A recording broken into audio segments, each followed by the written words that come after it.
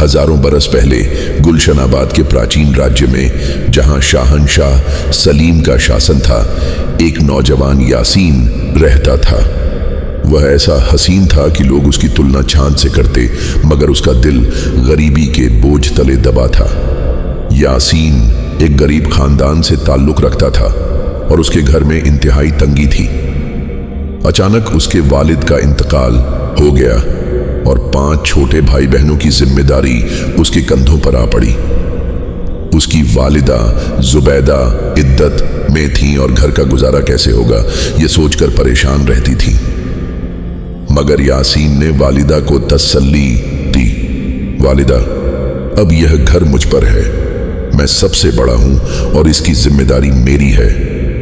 यासीन अभी 20 बरस का था, मगर उसने अपने कंधों पर घर की जिम्मेदारी उठा ली। वह ताहिर नाम के एक लोहार की दुकान पर काम करने लगा, जो सख्त मिजाज और कंजूस था। दुकान दोपहर से शुरू होकर आधी रात तक चलती। ताहिर यासीन से जी तोड़ मेहनत करवाता और बदले में चंद सिक्के थमाता। यासीन अपने घर की हालत से परेशान था। घर किराए का था, भाई बहन छोटे थे और वालिदा इद्दत में। गुजारा मुश्किल से होता। अक्सर यासीन बिना नाश्ते के ही दुकान चला जाता। एक रात जब आधी रात को दुकान बंद हुई, यासीन ने ताहिर से कुछ सिक्के उधार मांगे। हुजूर, घर में राशन खत्म है, कुछ इनायत करें। मगर ताहिर ने सख्ती से मना कर दिया। पिछले हफ्ते ही तो मैंने तुझे सिक्के दिए थे, अब तेरा हिस्सा काट लूंगा। यासीन मायूस हो गया। घर में राशन खत्म था और वालिदा के चेहरे पर मुस्कान लाने के लिए उसके पास कुछ भी न था। उसकी आंखें नम हो गईं। उस रात उदास दिल लिए वह अपने घर की ओर चल पड़ा। रास्ता, जिसे लोग राह खौफ कहते थे, बड़ा ही वीरान और डरावना था। चारों तरफ घनी झाड़ियां और ऊंचे दरख्त थे। बीच का रास्ता जंगल से होकर गुजरता और दूर कब्रिस्तान एक कदीम था, जिसके बारे में कहा जाता था कि वहां जिन्नात का बसेरा है। मगर यासीन को इस रास्ते की आदत थी।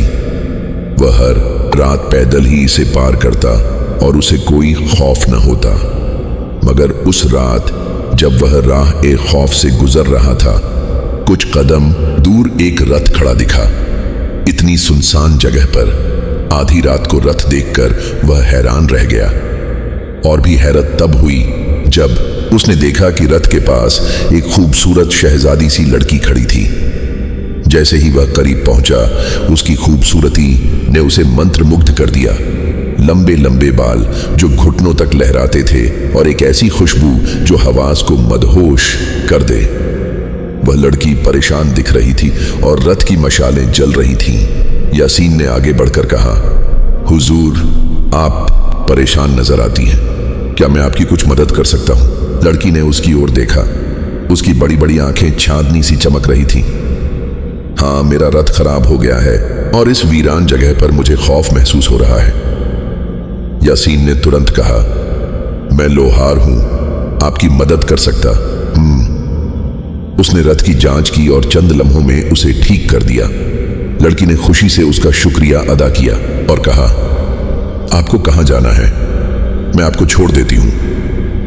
यासीन, जो थकन और लंबे रास्ते से परेशान था, शुक्रिया अदा करते हुए रथ में बैठ गया। लड़की के जिस्म से उठने वाली खुशबू उसके हवास को बोझल कर रही थी। साफ जाहिर था कि वह किसी अमीर खानदान से थी। मगर आधी रात को इस जंगल में वह क्या करने आई थी, यह सवाल यासीन के दिल में उठा। लड़की ने उसे उसकी गली तक छोड़ दिया। जैसे ही वह रथ से उतरने लगा, लड़की ने उसे आवाज दी, तुमने मेरी मदद की, इसका मुआवजा लो। उसने चमकते सोने के सिक्के यासीन की ओर बढ़ाए। यासीन ने मना किया, मैंने मुसाफिर समझकर मदद की, यह सिक्के नहीं लूंगा। मगर लड़की ने मुस्कुराकर कहा, तुम्हें इनकी जरूरत है। उसने जबरदस्ती सिक्के यासीन के हाथ में थमाए और रथ तेजी से ले गई। यासीन सोचने लगा, शायद यह कोई मेहरबान परी थी जो उसकी मदद को आई।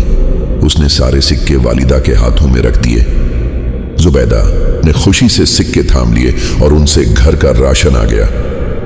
कुछ दिन बाद उसी राह ए खौफ से गुजरते हुए यासीन को वही तेज खुशबू महसूस हुई। वह हैरान था कि यह खुशबू कहां से आ रही है।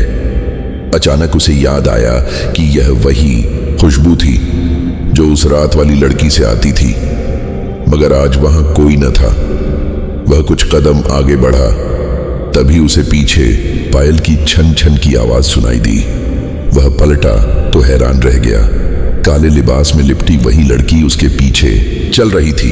लड़की मुस्कुराकर बोली, मैं तुम्हारा ही इंतजार कर रही थी।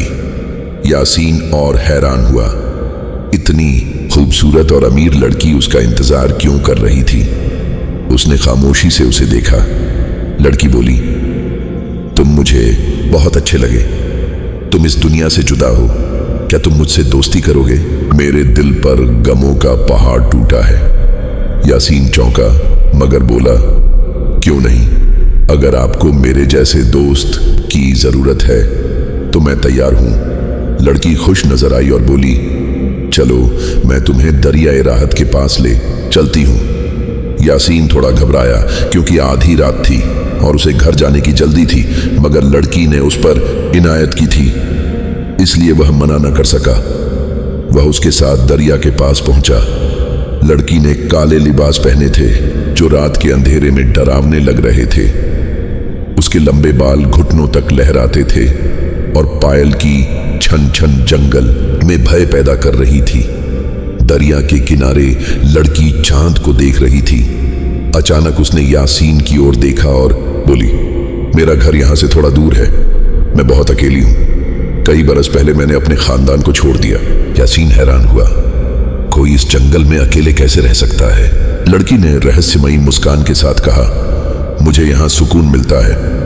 मेरे पास दौलत की कमी नहीं, बस एक दोस्त की कमी थी जो तुमने पूरी कर दी। उस रात चांदनी में वह देर तक यासीन से बातें करती रही। रात गहराने लगी और यासीन घर जाना चाहता था। उसने इजाजत मांगी। जाते जाते उसने पूछा, तुमने अपना नाम तो बताया ही नहीं। लड़की ने मुस्कुराकर कहा, मेरा नाम नूर है। नूर से मिलकर यासीन घर आया, मगर उसका दिल उसी के ख्यालों में डूबा था। वह सोचने लगा, कोई लड़की इस जंगल में कैसे रह सकती है, मगर नूर की खूबसूरती ने उसे बेकरार कर दिया। सोचते सोचते वह सो गया, मगर उस रात अचानक उसके छोटे भाई बहन चीखने लगे। यासीन और जुबैदा भी डर कर उठ बैठे। छोटे भाई ने कहा, मैंने एक लड़की देखी, उसके बाल बहुत लंबे थे और वह डरावनी थी। यासीन ने हंसकर कहा, यह कोई सपना होगा, मगर जुबैदा परेशान थी। इसके बाद यासीन की नूर से मुलाकातें होने लगी। एक रात जब वह घर लौटा तो देखा कि घर राशन से भरा था। उसने हैरानी से वालिदा से पूछा, यह सब कहां से आया? जुबैदा ने कहा, बेटा, हर सुबह तुम्हारे तकिए के नीचे सिक्के मिलते हैं, मैंने उन्हें जमा किया और राशन लिया। यासीन हैरान था क्योंकि वह कोई सिक्के नहीं रखता था। एक रात जब जोरदार बारिश हो रही थी, यासीन राह ए खौफ से गुजर रहा था। अचानक उसकी नजर एक दरख्त के नीचे खड़ी नूर पर पड़ी। वह बारिश में भीग रही थी, मगर यासीन का इंतजार कर रही थी। यासीन कांप रहा था। नूर ने उसे एक छाता दिया और बोली, मुझे पता था तुम्हारे पास छाता नहीं होगा। यासीन उसकी मोहब्बत पर हैरान था। वह छाता लेकर घर आ गया, मगर नूर बारिश में भीगती रही। उस रात जुबैदा ने कहा, बेटा, मुझे लगता है हमारे घर में कोई और भी है। मैंने एक डरावनी लड़की देखी, उसके बाल बहुत लंबे थे। यासीन ने कहा, यह आपका वहम है, मगर उसके कपड़ों से नूर की खुशबू पूरे घर में फैल गई थी। अगली रात नूर फिर उसी दरख्त के नीचे थी। उसने कहा, आज मैं तुम्हें अपने घर ले चलूंगी। यासीन उत्साहित था। वह नूर के पीछे पीछे चला। नूर झाड़ियों और कब्रिस्तान कदीम से गुजरती हुई एक खंडहर ए अफसाना के पास रुकी। यह टूटा फूटा महल वीरान था। यासीन डर गया। यह तुम मुझे कहां ले आई? यह तो खंडहर है।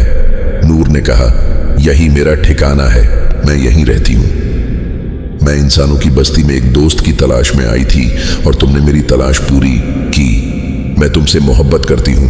यासीन हैरान था। उसने कहा, यह जगह छोड़कर मेरे घर चलो। मगर नूर ने मना किया। नहीं, मेरा राज खुल जाएगा।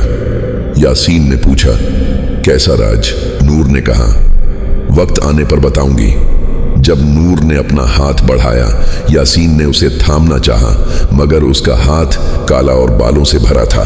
यासीन डर गया। अचानक नूर का रूप बदल गया। उसकी त्वचा काली हो गई और आंखें लाल। वह एक भयानक जिन्न बन गई।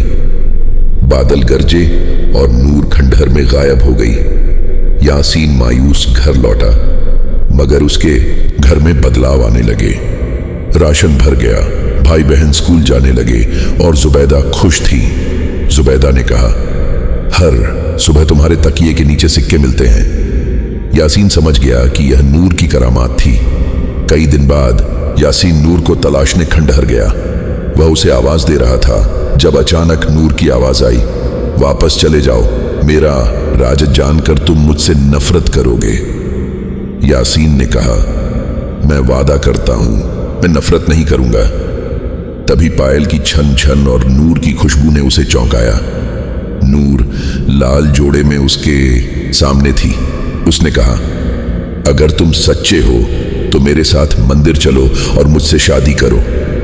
यासीन बोला, मैं मुसलमान। मस्जिद में चलो। नूर ने मना किया और बोली, मेरी सच्चाई जान लो। अचानक उसका रूप फिर बदला। वह एक डरावना जिन्न बन गई। उसने कहा, मैं कोई इंसानी लड़की नहीं, एक जिन्न हूं। मैं तुमसे मोहब्बत कर बैठी। क्या तुम मुझसे शादी करोगे? यासीन डर कर भागा। नूर उसके पीछे थी, मगर वह रुका नहीं। किसी तरह वह घर पहुंचा। कई रातों तक उसे नींद न आई और उसे तेज बुखार हो गया। एक रात नूर सपने में आई। उसने नरमी से कहा, मैं तुम्हें डराना नहीं चाहती। खंडहरे अफसाना में एक खजाना दफन है, उसे ले लो, तुम्हारी जिंदगी बदल जाएगी। मैं अब कभी नहीं आऊंगी। उसका चेहरा उदास था। वह गायब हो गई। यासीन ने खंडहर में खजाना पाया। उसकी किस्मत बदल गई।